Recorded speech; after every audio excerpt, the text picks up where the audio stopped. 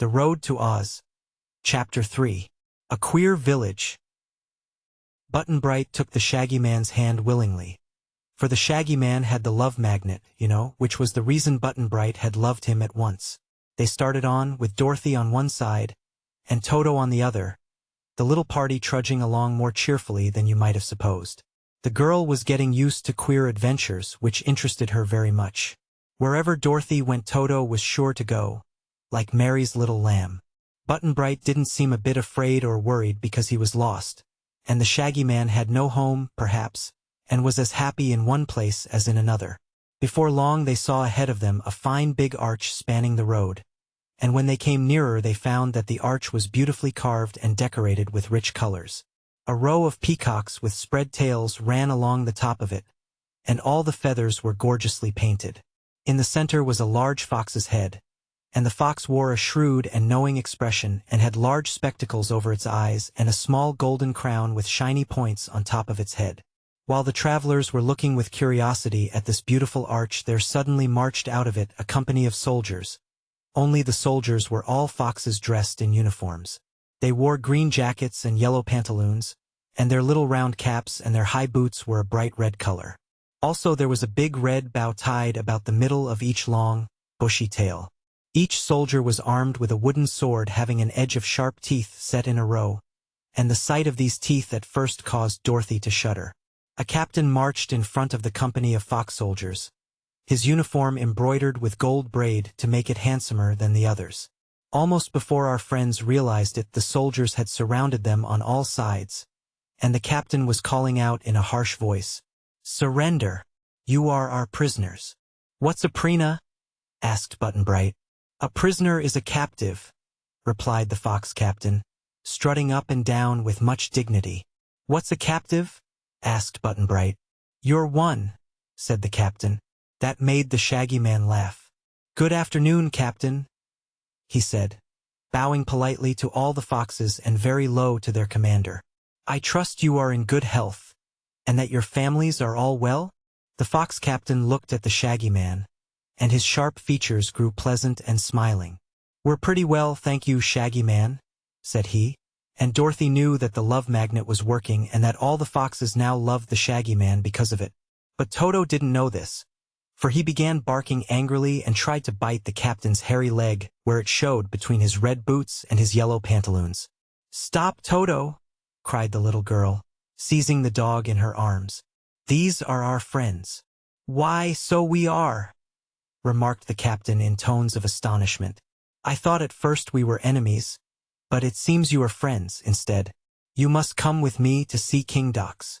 "Who's he?" asked Button-Bright with earnest eyes. "King Dox of Foxville, the great and wise sovereign who rules over our community." "What's Esovirin, and what's Seunite?" inquired Button-Bright. "Don't ask so many questions, little boy." "Why?" "Ah, why indeed?" exclaimed the captain, looking at Button-Bright admiringly. "If you don't ask questions you will learn nothing." "True enough. I was wrong. You're a very clever little boy. Come to think of it, very clever indeed. But now, friends, please come with me, for it is my duty to escort you at once to the royal palace." The soldiers marched back through the arch again, and with them marched the Shaggy Man, Dorothy, Toto, and Button-Bright.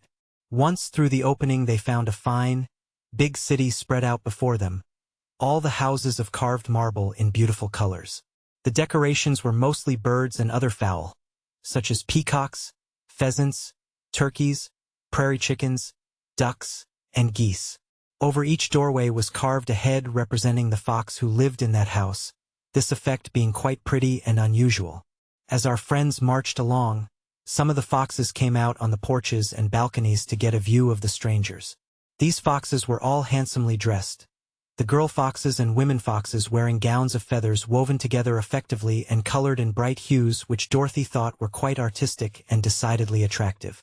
Button-Bright stared until his eyes were big and round, and he would have stumbled and fallen more than once had not the Shaggy Man grasped his hand tightly.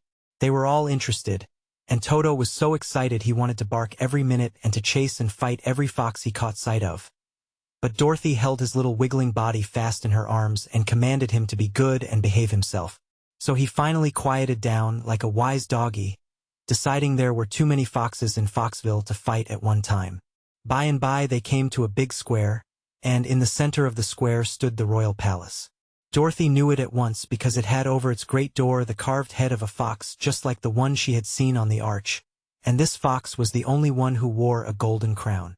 There were many fox soldiers guarding the door, but they bowed to the captain and admitted him without question.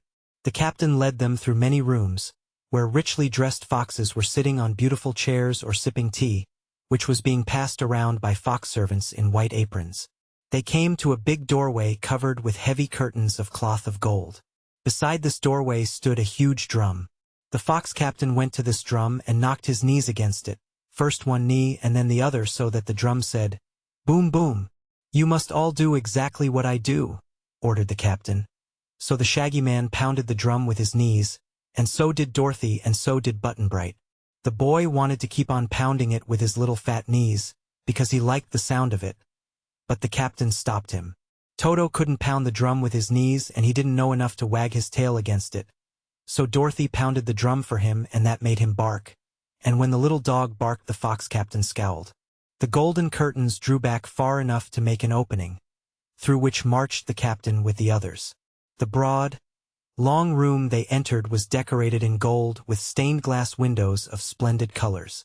In the center of the room, upon a richly carved golden throne, sat the Fox King, surrounded by a group of other foxes, all of whom wore great spectacles over their eyes, making them look solemn and important. Dorothy knew the king at once, because she had seen his head carved on the arch and over the doorway of the palace. Having met with several other kings in her travels, she knew what to do, and at once made a low bow before the throne. The Shaggy Man bowed, too, and Button-Bright bobbed his head and said, "Hello, most wise and noble potentate of Foxville," said the captain, addressing the king in a pompous voice. "I humbly beg to report that I found these strangers on the road leading to your foxy majesty's dominions, and have therefore brought them before you, as is my duty." So, said the king, looking at them keenly. "What brought you here, strangers?" "Our legs, may it please your royal hairiness," replied the Shaggy Man. "What is your business here?" was the next question. "To get away as soon as possible," said the Shaggy Man. The king didn't know about the magnet, of course, but it made him love the Shaggy Man at once. "Do just as you please about going away," he said. "But I'd like to show you the sights of my city and to entertain your party while you are here. We feel highly honored to have little Dorothy with us, I assure you, and we appreciate her kindness in making us a visit. For whatever country Dorothy visits is sure to become famous." This speech greatly surprised the little girl, who asked, "How did your majesty know my name?" "Why, everybody knows you, my dear," said the Fox King. "Don't you realize that? You are quite an important personage since Princess Ozma of Oz made you her friend." "Do you know Ozma?" she asked, wondering. "I regret to say that I do not," he answered sadly. "But I hope to meet her soon. You know the Princess Ozma is to celebrate her birthday on the 21st of this month." "Is she?" said Dorothy. "I didn't know that." "Yes, it is to be the most brilliant royal ceremony ever held in any city in Fairyland, and I hope you will try to get me an invitation." Dorothy thought a moment. "I'm sure Ozma would invite you if I asked her," she said. "But how could you get to the land of Oz and the Emerald City? It's a good way from Kansas." "Kansas!" he exclaimed, surprised. "Why, yes, we are in Kansas now, aren't we?" she returned. "What a queer notion!" cried the Fox King, beginning to laugh. "Whatever made you think this is Kansas?" "I left Uncle Henry's farm only about 2 hours ago. That's the reason," she said, rather perplexed. "But, tell me, my dear, did you ever see so wonderful a city as Foxville in Kansas?" he questioned. "No, Your Majesty." "And haven't you traveled from Oz to Kansas in less than half a jiffy, by means of the silver shoes and the magic belt?" "Yes, Your Majesty," she acknowledged. "Then why do you wonder that an hour or two could bring you to Foxville, which is nearer to Oz than it is to Kansas?" "Dear me!" exclaimed Dorothy. "Is this another fairy adventure?" "It seems to be," said the Fox King, smiling. Dorothy turned to the Shaggy Man, and her face was grave and reproachful. "Are you a magician, or a fairy in disguise?" she asked. "Did you enchant me when you asked the way to Butterfield?" The Shaggy Man shook his head. "Who ever heard of a shaggy fairy?" he replied. "No, Dorothy, my dear. I'm not to blame for this journey in any way, I assure you. There's been something strange about me ever since I owned the love magnet. But I don't know what it is any more than you do. I didn't try to get you away from home at all.